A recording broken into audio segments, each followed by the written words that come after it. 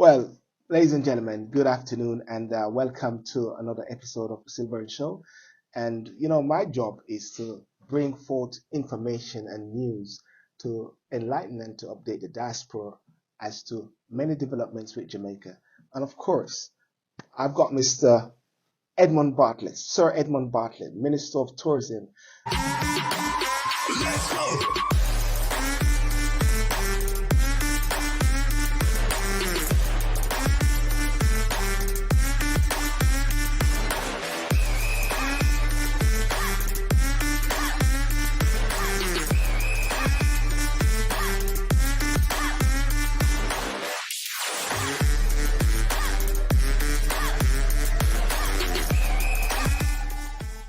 Minister of Tourism.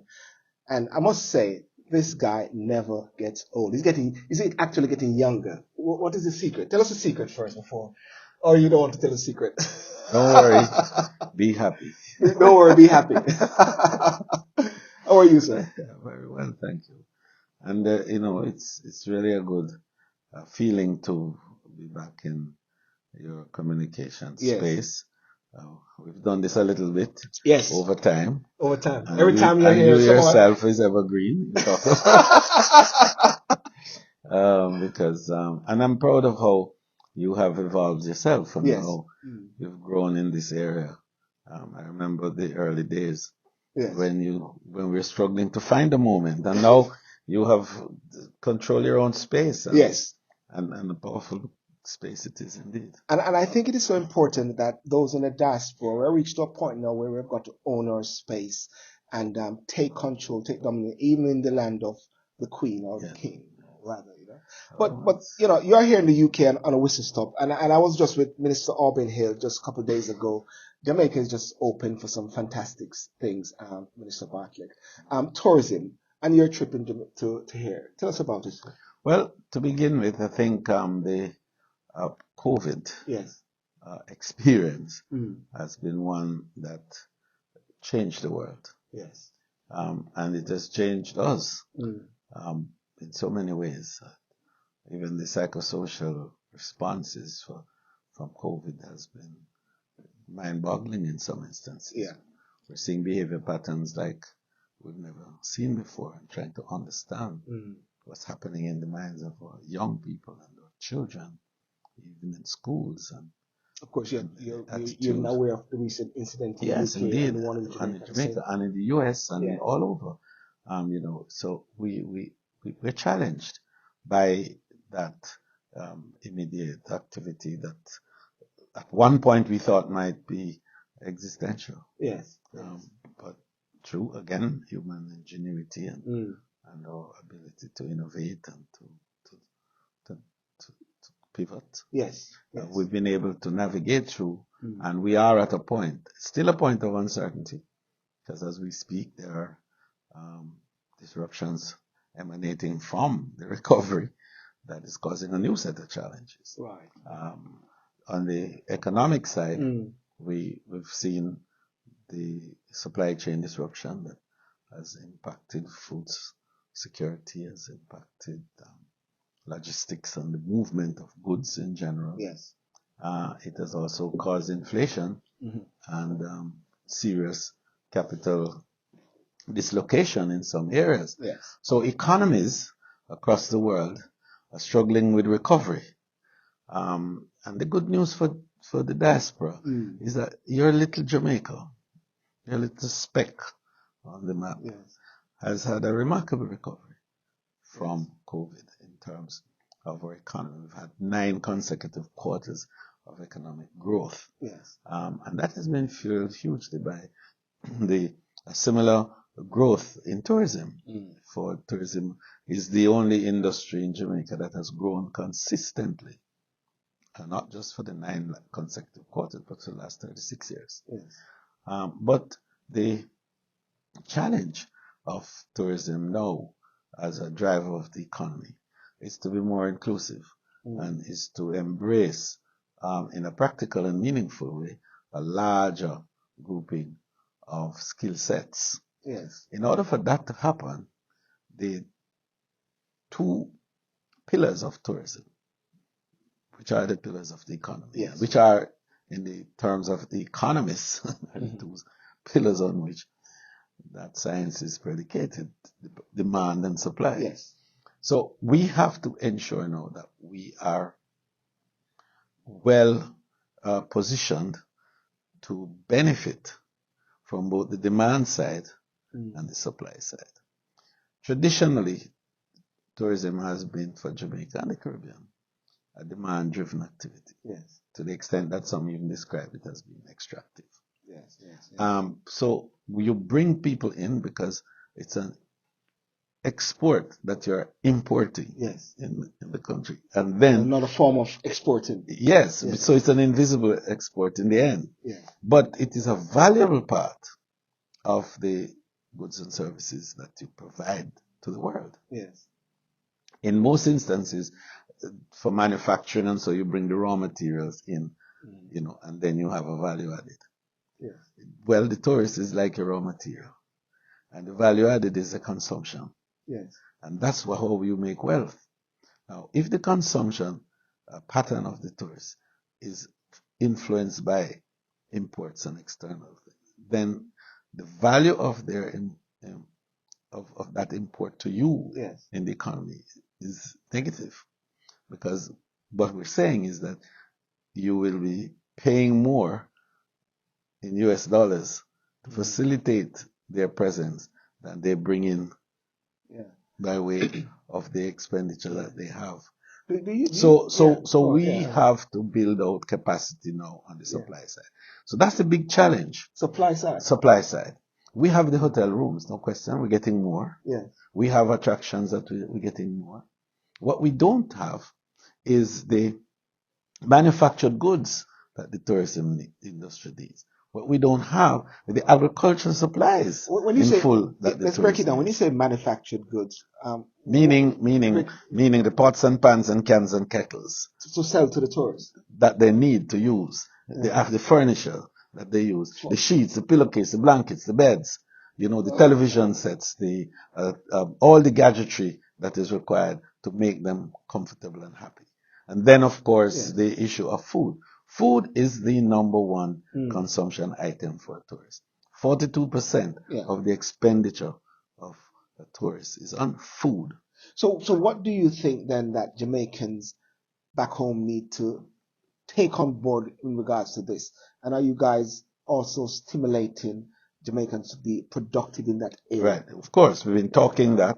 Not only so, we've been looking at how to incentivize the small and medium enterprises in particular. And I want to make a point on that. Yes. Because 80% of the experiences of tourism is driven by small and medium enterprise. In fact, micro, small and medium. Yes. You go all over, and what excites the visitor, what he really wants to see, is what the cultural assets of a country are, which are owned by the small people, the little people. Yes. And so if we build out their capacity to provide more, to add value at every step of the way, to innovate and to be authentic, not to try to sell them things made in China and made in Japan and made in, but things that are manufactured, made in Jamaica, created by Jamaicans. So one, it means building their human capacity for creativity and to have a wider and broader grasp of what are these creative outputs that are demanded by the visitor who comes to your shores. Yes. Secondly, you need to build economic access. So funds to be provided, loans to be made, credit to be accessed. And we've done that. We put $1 billion Jamaican in Exim Bank on lending to small and medium enterprises in Jamaica who are involved in tourism. Yes, absolutely. And the third element is for marketing.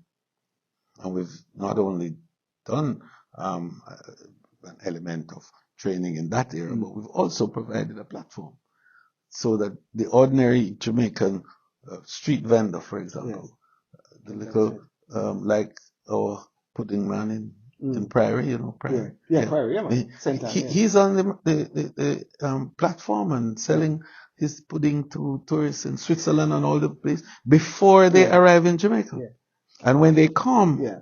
right, and they buy their package to Sandals or whoever, Sandals then pays him, up to $50,000-$60,000 US for the pulley. Yeah, I like this because in my recent, and everything is all linking. I can see the master plan with you guys because with the Minister Auburn Hill, when he brought those persons here, book business, hair business, food business, wanted to tap into the UK, bring in Jamaica over because they said over 3 million or under 3 million Jamaicans are there, but they realize that they can't sell to everybody in Jamaica or Jamaica is too small for them.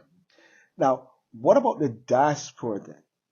Are the diaspora then encouraged to note some of these shortfall in the manufacturing sector and the food sector can contribute to that? Right. So that's what Minister Hill, for example, is doing. Yeah, exactly. And very admirably, doing.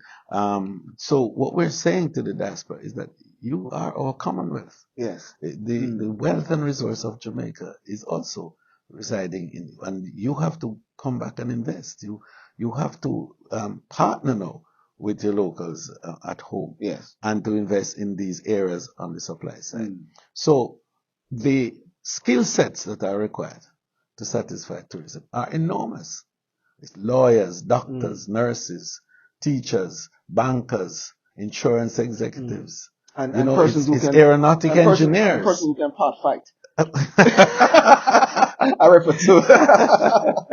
Well, no, but very seriously, because you spoke earlier about the former senator who spoke about the low skills and the low prices that are attracted to our labor force in Jamaica, and that is an element of inhibition for the growth of your economy. And he's right, but what he's missing is the fact that what tourism, for example, provides is an opportunity for all of those skill sets. Right. And that Dr. Andre Houghton will refer to. Yes, and those skill sets, if you build in Jamaica, will enhance the efficiencies and enable us to produce a better product so that we are more attractive to the world. No, that's great. Now, one of the things also that we get a lot from the diaspora, in the diaspora we get sometimes snippets of things, and I'm here to also to break it down and to give some more meat to the whole thing. But access. Many people always say the tourism business is not like catering to the small man. Access to the beach. I feel like that has been taken away. No, but look, it's a good discussion that we need. Because I think a lot of it is definition to access. Yes. There are 120 beaches all around Jamaica. We're an island, and we have capacity for access to beaches of various types all across the country. Where I think we want to focus on is how to improve the infrastructure that enables seamless access. Because we also have to recognize that we're leveraging the geophysical assets of our country to create wealth for our people. And part of that wealth has to come from external involvement. And so we must ensure that in all of this, we're not losing our own capacity to indulge and to benefit. But we are also balancing that with the capacity to leverage these assets for wealth and prosperity. So when, for example, a hotel is built in an area, it provides jobs. Hundreds and sometimes thousands of jobs. It provides opportunities for sales and marketing for the various goods and services that Jamaicans produce. Right? And it also provides foreign exchange to enable us to purchase the things we don't have. Like the medical supplies for hospitals and the pharmaceuticals that we don't make in Jamaica. Like rice, which we don't grow in Jamaica, but we eat more than any other food. Like flour, which makes our dumpling and our bread. And festival. And festival, that we love so much and don't produce. So we have to balance those things. So when we talk about how we access certain things, we have to recognize what is the give up for the benefit. For the benefit, yes. You follow what I'm driving at? So now, we have done over 27 lovely beaches. We created the Harmony Park in Montego Bay, which is strictly for Jamaicans, but tourists can use it, and it is free. Now, to enable the continuation of commodious arrangements, in other words, you go to the beach, you get a nature call. Yes. What do? So there need to be facilities for that. So it costs to do that, and then we have to maintain it. And so if there is a stipend, if there is a requirement for you to pay an entry fee in order to do that, that's not denying you access. That's giving you access with facilities. Right. So we have to be clear in our minds about what we're saying. And when we go carte blanche to say, without any thought, that okay, because I go to, let's say, Puerto Rico, and I used to just go there and I would just do anything on the side of the place in the water. You know what I mean? And I'm saying, no, that you can't do that anymore. For sustainability and for the environment, you need to have a proper facility for it. But it costs to have a proper facility. And so I say to you, you pay $1. Yes. And you say you don't have access anymore because you this, you that. You So I think we have to be careful about that. So what you're actually saying is that there's access to beaches, but you're developing the surrounding, because hotels are being built there. It's not like the hotels are taken away, but you've got to build facilities. Facilities, exactly. And access is there because, the rules are clear. Yes. And the laws are there in terms of, the water and the waters. The waters of your country. Definitely. Remember that. Nobody can charge you to be in the water. Can't be in the water. Right. Ladies and gentlemen, I'm going to take a quick break and I'll come back to you shortly with Mr. Bartlett. Thank you. Let's go.